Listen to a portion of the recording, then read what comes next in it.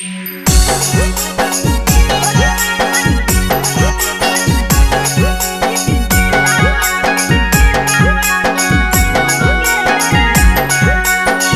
By Yadav films Bhojpuri Sonu Chamoli.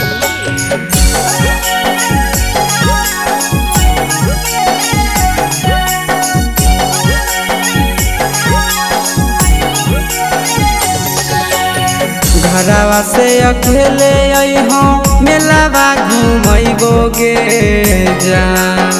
घरवा से अकेले अइहो मेलावा घूमैबोगे जान।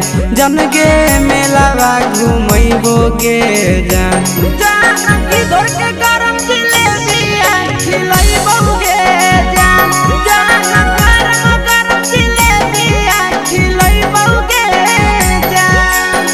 झुलुहा झुलैबौ तारा माची पर चढ़ैबोगे जान।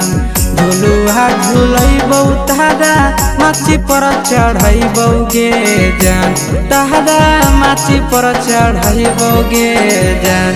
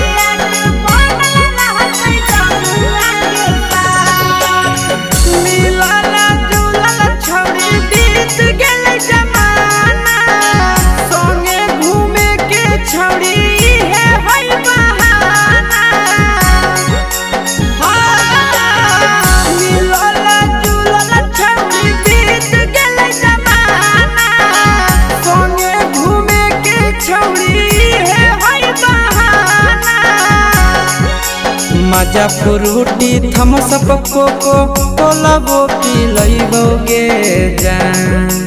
मजा फ्रूटी थम्सअप कोको कोलाबो पिलैबोगे जान।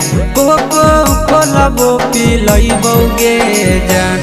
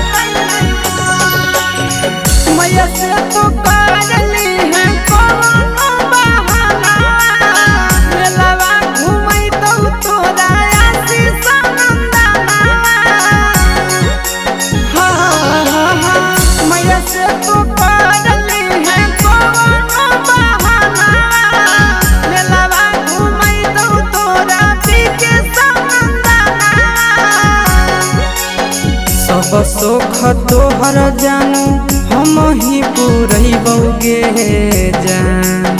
सब सुख तोहर जानू हम ही पुरैबोगे जान।